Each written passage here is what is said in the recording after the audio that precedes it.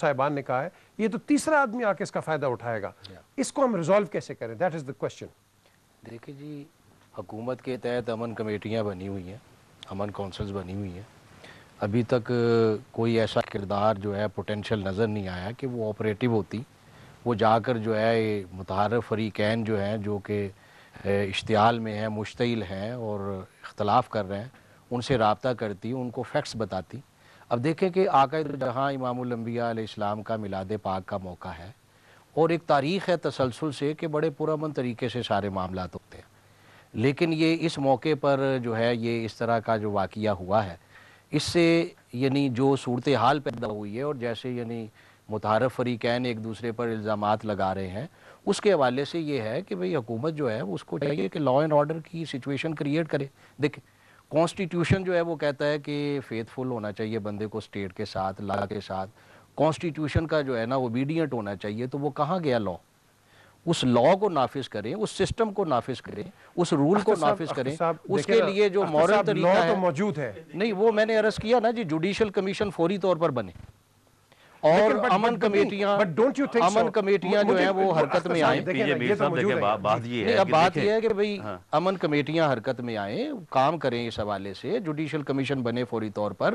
Security agencies جو ہیں ان کو چاہیے تھا کہ پہلے سے ان معاملات کو بھی دیکھتی، تو ان کو پہلے سے بھی دیکھنا چاہیے تھا معاملات کے جو سینسیٹیو ایریاز ہیں ان کا کنٹرول پراپرلی جو ہے وہ لیا جاتا.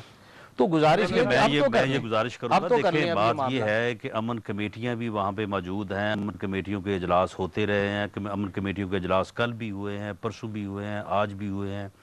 وہ لوگ جو ہیں وہ اپنے طور پہ متحرک بھی ہیں. سیکورٹی ایجنسیز نے، میں پورے یعنی اس میں کوئی یعنی مبالغے والی بات نہیں ہے کہ آر پی او سے لے کے نیچے تک ہر آدمی نے جو ہے وہ اپنی جان کی پرواہ کیے بغیر موقع پہ جا کے جو ہے ان لوگوں نے لوگوں کو جو ہے وہ روکا ہے. لیکن دیکھیں جو موب ہے اس کا ایک سائز ہوتا ہے، جب وہ اس سائز سے پھر اوپر ابھرتا ہے تو پھر وہ مینیجیبل نہیں رہتا، کنٹرولبل نہیں رہتا. اور اب یہ بھی نہیں ہو سکتا کہ پولیس جو ہے وہ اس طرح سے ایکٹ کرے کہ وہاں پہ سینکڑوں آدمیوں کو جو ہے وہ ہلاک کر دے. یہ ساری چیزوں کو دیکھنا پڑتا ہے. بات یہ ہے کہ جس طرح سے اشرفی صاحب یہاں پہ تشریف فرما ہیں، محترم صاحبزادہ صاحب بھی ہمارے ساتھ اس وقت موجود ہیں. بات یہ کہ اب یہ جو آپس میں گفتگو کر رہے ہیں، اب ان کی جو گفتگو ہے جو ان کے متعلقین تک اور ان کے جو معتقدین ہے ان تک جب یہ بات پہنچے گی تو پھر وہاں پہ امن کمیٹیاں کیا کریں گی اور وہاں پہ جو سیکورٹی کے انتظامات ہیں وہ کس طرح سے جو ہے وہ مؤثر ہو پائیں گے. پہلی گزارش تو انہی سے ہے کہ یہ صاحبان جو ہیں یہ اس ملک اور قوم، میں سمجھتا ہوں کہ دونوں طرفین کے جو اکابرین ہیں یہ محب وطن ہیں، یہ کوئی فارن ایجنڈا نہیں ہے، یہ کوئی دہشت گردی نہیں ہے. اگر یہ دہشت گرد ہوں تو کیا ان کے خلاف ثبوت ہوں گورنمنٹ کے پاس تو ہم ان کو اریسٹ نہ کر لیں.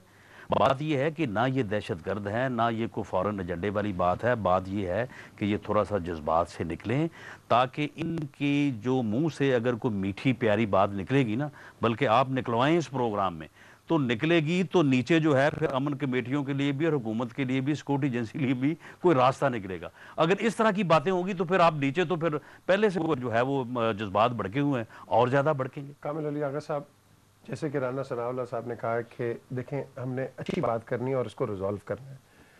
آپ اس سے ایگری کریں گے کہ فضل کریم صاحب اور اشرفی صاحب دونوں مل کے ایک میٹنگ کریں اور اس کو ریزالو کریں؟ میں نے تو یہ پہلے ہی عرض کیا ہے، اس مسئلے کا حل تو ان کے پاس ہے.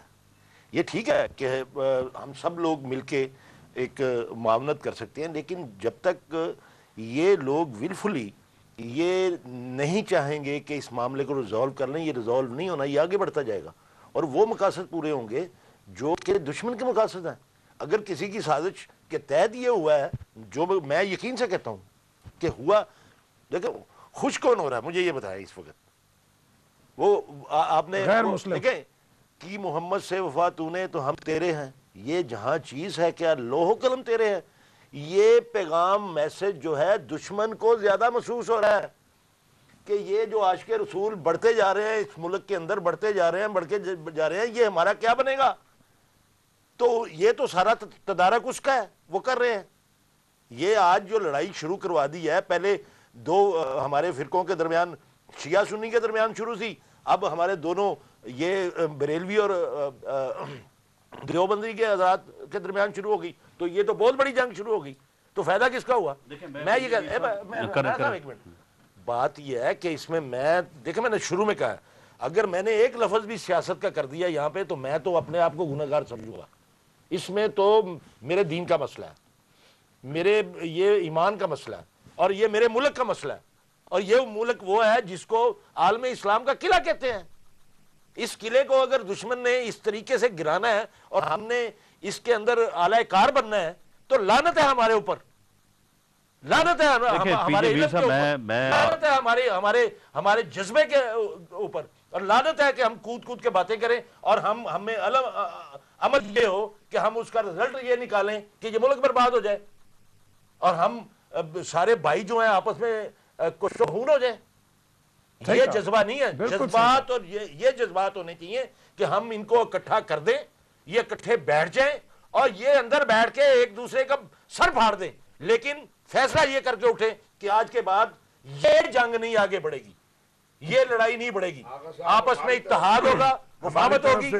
ہماری طرف سے میں گزارش کر رہا ہوں, ہماری بچیوں کے گریبانوں میں ہاتھ ڈالا گیا, سر ہمیں آگے چلنا ہے, ہمیں ہمارا باپ کی قبر کو اکھاڑا گیا, ہمارے گھروں کو جلایا گیا, اور معذرت کے ساتھ رانا صاحب کہتے ہیں ماؤ پترا تھا, آپ ٹی وی فوٹیج نکالے 25 سے 30 لوگ تھے, بعد میں 2 ویگنیں صاحبزادہ صاحب نے اپنے مدرسے سے بھیجی. میں گزارش یہ کہتا ہوں کہ ہمیں تسلیم میں نے جیسے شروع میں کہا کہ اگر مسجد سے کسی نے فائرنگ کی ہے, ہم نے لوگوں کو دیا خود پکڑ کے, خود دیا ہم نے, اور جو لوگ جلا رہے تھے ان کو چھڑایا فضل کریم صاحب نے. میں کہتا ہوں آگے بات تب بڑھے گی جب آپ یہ مانیں کہ یہ غلطی ہم نے کی ہے, یہ جرم ہم نے کیا ہے, یہ اس کو تلاش کیا جائے. جب آپ جرم پہ جرم کرتے جائیں, صاحبزادہ صاحب نے ملک سے باہر جانا تھا, اس ملک میں آگ لگانی ہے, اس کی جا کے وہاں سے فنڈنگ لینی تھی, یہ سارا کچھ سارا کچھ صاحبزادہ صاحب نے اس لیے کیا. اور میں گزارش کرتا ہوں جہاں تک امن کی بات ہے, میں 7.5 سال ایڈوائزر رہا ہوں اس صوبے میں, الحمدللہ جو میں